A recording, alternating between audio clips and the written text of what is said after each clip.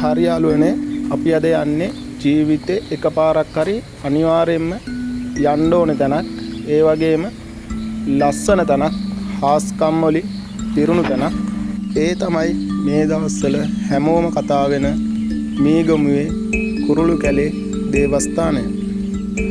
ස්වභාවික හරිත වනයකින් පිරි ඒ වගේම මීගමු කලපුවේ සුන්දරත්වයද එකට එකතු වුණු ඉතාමත් ලස්සන දේවස්ථානයක්. මේ දේවස්ථානයේ ගියපු කට්ටිය නම් දන්නවා ඇති මේ දේවස්ථානයේ තියෙන හාස්කම් හා කොච්චර ලස්සන දේවස්ථානයක්ද කියලා.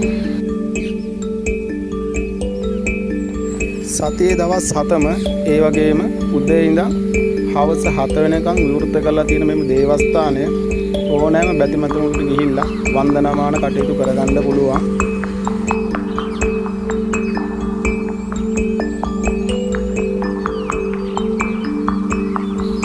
හිතේ තියෙන ප්‍රශ්න එක මොහොතකට අමතක කරලා දාන්න පුළුවන්.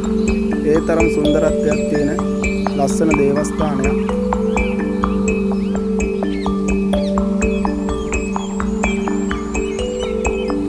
ඇත්තටම අනිවාර්යෙන් ජීවිතේ එකපාරක් හරි යන්න ඕන තැනක්.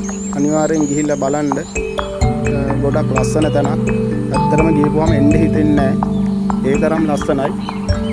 ඇත්තටම මාරම ලස්සනක් තියෙන්නේ. ඇත්තටම ඇහෙන්නේ කුරුල්ලන්ගේ ශබ්ද විතරයි. වෙන කිසිම ഘോഷාකාරී ශබ්දයක් ඇහෙන්නේ නැහැ. ඇත්තටම ඇහෙන්නේ කුරුල්ලන්ගේ ඒ ශබ්ද විතරයි.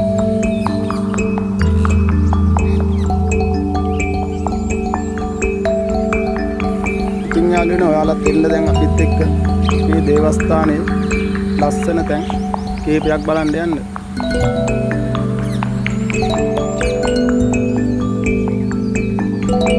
ඇත්තටම මේ දේවස්ථානයේ දැන් මේ අතුලද ටික තමයි අරන් තියෙන්නේ. දේවස්ථානයේ අතුලට එන තැන ඉඳලා පාර මාරම ලස්සනක් තියෙන්නේ.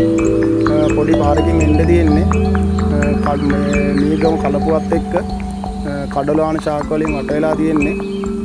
ඇත්තටම මාරම ලස්සනක් තියෙන්නේ මේ දේවස්ථානයේ මේ ගේට්ටුව ගාව ඉඳන් ඇතුළට එනකම්ම. ඔයාලත් අනිවාර්යෙන් එන්න ඇවිත් බලන්න. ගොඩක් හාස්කම් තියෙනවා. අනිවාර්යෙන් ඔයාලත් එන්න.